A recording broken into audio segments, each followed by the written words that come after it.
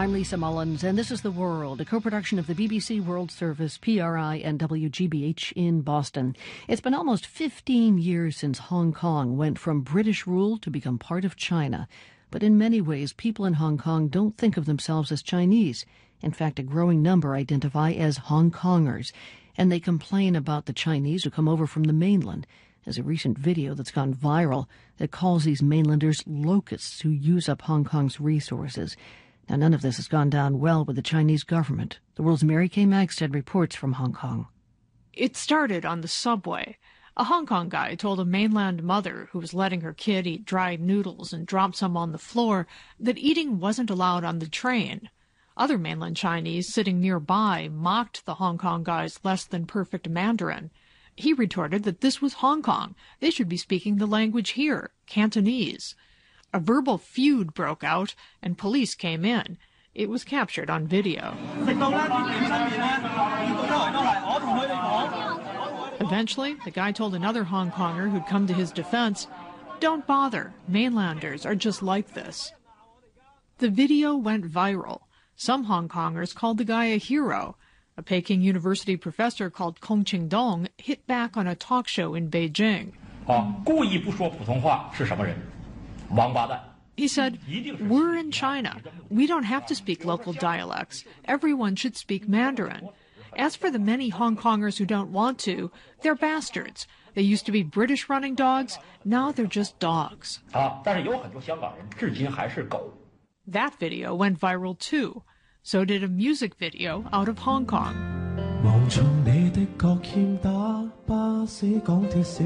It puts new words to a popular cantopop song. It calls mainlanders locusts and depicts them as stealing, cheating, lying. It says, thanks to mainland China, Hong Kong is deteriorating inch by inch.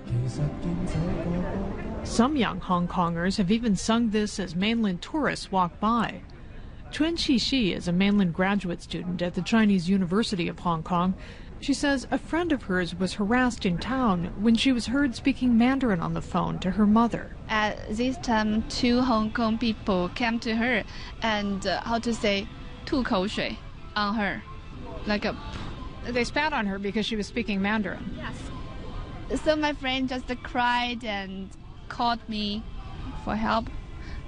This makes me very angry. Maybe there are always some extremist people, and I don't like their attitude. Chun Qixi is young and hip and open to Hong Kong culture. She even speaks some Cantonese. And she says most Hong Kongers are nice to her.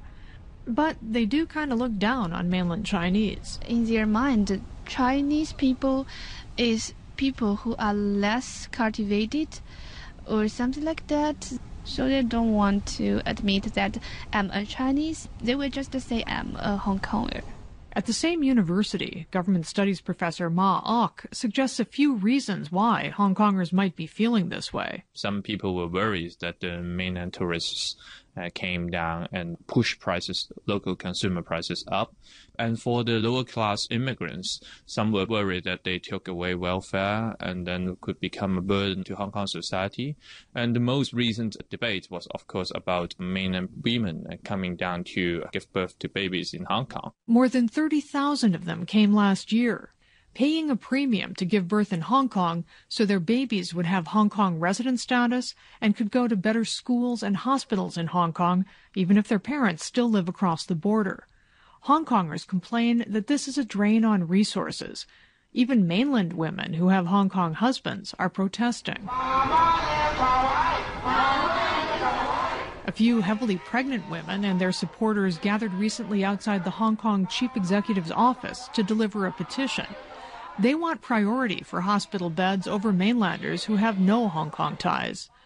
These are all issues that have raised Hong Kong ire. But there's more going on than anger over food in the subways or mainland women in Hong Kong hospitals. There's also been a shift in how Hong Kongers feel about being part of China. because Hong Kong is a free society. We treasure different views. Robert Chung directs the University of Hong Kong's Public Opinion Program. And when we see dissidents in China being oppressed and being jailed, of course, people are skeptical about it. That has been very clear to us and to, Chinese officials know that too. For 20 years now, Chung has been doing regular surveys of how Hong Kong people see themselves. His most recent survey found that for the first time, a majority identify as Hong Konger rather than Chinese. That result has irritated the Chinese government. The response has been, metaphorically, to shoot the messenger. Hong Kong media with ties to China's Communist Party have called Chung a traitor and accused him of having ulterior motives. That is not really welcome by me and by the Hong Kong society, because those are not civilized ways of discussing a problem. I don't mind discussing with anybody about the motive of our work, the findings of our work, the methodology of our work, but I think it has to be done in a very civilized way. But that's not the way Hong Kong's Beijing-friendly leftist press operate, says government studies professor Ma Ok. He says they've been known to target individuals in Cultural Revolution-style smear campaigns, hoping both to discredit the target and dissuade others from speaking out. The leftist press, so to speak, has always been unhappy about certain figures in Hong Kong because they think that they are anti-China. I think they are kind of testing the waters if they think that this will work, and if it can manage to silence some critics, they will continue to go on. But if it creates kind of a big outcry, then they will silence a little bit for a while, and then they will pick another time. They'll have another opportunity next month. That's when Chung plans to run a civil referendum, a kind of shadow election, to see who Hong Kongers would elect as their leader if they were given that right. They were supposed to have had it 5 years ago. They'll have to wait at least another 5. But there's always Chung's referendum. It will be internet voting plus, of course, on-site polling station type of voting. We think this would be some kind of futuristic technology for civil society participation. And it's happening just days before a Beijing-approved group of delegates elects Hong Kong's next chief executive. There are 2 candidates acceptable to Beijing. Public opinion polls are already showing the one most favored by Beijing, Henry Tang, is polling in the low 20s. If Tang is chosen when he's known to be so unpopular, it could provoke an outcry from Hong Kongers, which could embarrass Beijing in a year when China faces its own leadership transition. In the midst of all this, Robert Chung says he's already getting more criticism for his plan to hold the civil referendum. The commentators, the radical leftist commentators, they have already branded this activity as unconstitutional and with separatist motives. Chung chuckles. In his sweater and wire-rimmed glasses, he looks pleasant and scholarly, hardly a threat to China's territorial integrity. And he's not, he says. He suggests his data could be useful to China's and Hong Kong's leaders to help them better understand and serve the people they govern.